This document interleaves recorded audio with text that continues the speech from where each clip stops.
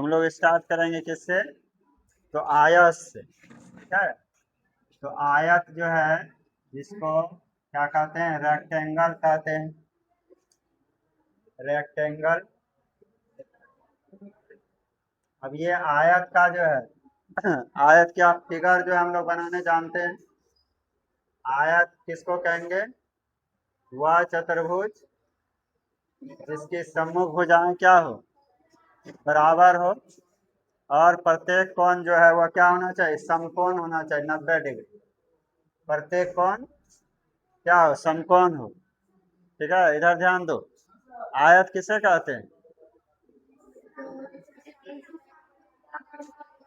चारों भुजा बराबर हो। आमने सामने की जो सम्मुख भुजाएं हैं ये बराबर होनी चाहिए। तो जो बड़ी भुजा होती है उसको हम लोग लंबाई कहते हैं, लेंथ कहते हैं। जो छोटी है उसको चौड़ाई कहते हैं। इसे 20 से सूचित किया जाता है। ठीक है, तो अब जो है हम लोग आयत का क्षेत्रफल पढ़ेंगे कि आयत का क्षेत्रफल का क्या सूत्र है। तो ये देखो, आयत का क्षेत्रफल। तो आयत का क्षेत्रफल बराबर क्या होगा? लंबाई गुना चौड़ाई। लंबाई गुना चौड़ाई।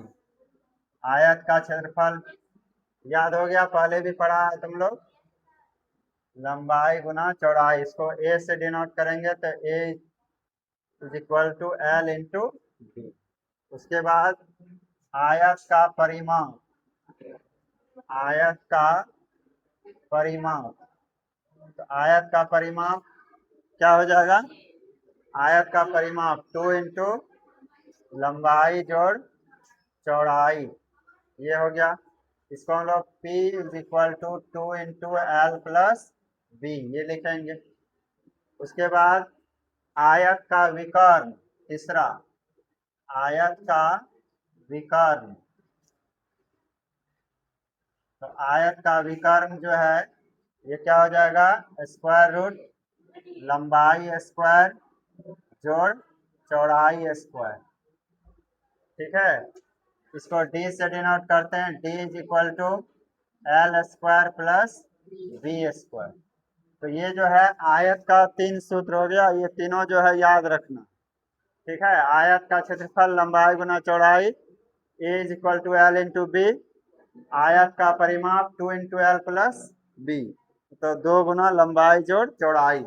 और आयत का विकर्ण बराबर हो गया स्क्वायर रूट लंबाई स्क्वायर जोड़ चौड़ाई स्क्वायर। अब इसमें देखो कि विकर्ण किसको कहते हैं। तो ये जो है आयत है। आयत जो है ऐसा समांतर चतुर्भुज है, ठीक है, जिसका कि प्रत्येक कोण समकोण होता है। तो अब जो है इसका प्रत्येक कोण क्या हो गया? समकोण। एक भी कोण यदि समकोण हो जाएगा तो सबको समकोण कर देगा। अब इसमें जो है विकर्ण किसको कहेंगे? ये तो हो गया लंबाई, ये हो गया चौड़ाई। विकर्ण किसको कहेंगे? तो विकर्ण जो है ये सम्मुख शीर्ष को मिलाने वाली रेखाखंड, इसको विकर्ण कहते हैं। तो आयत में कितने विकर्ण हो गया? 2 विकर्ण हो गया, एक ये हो गया और एक ये हो गया। तो इस तरह से जो है ये आयत का तीनों सूत्र हो गया।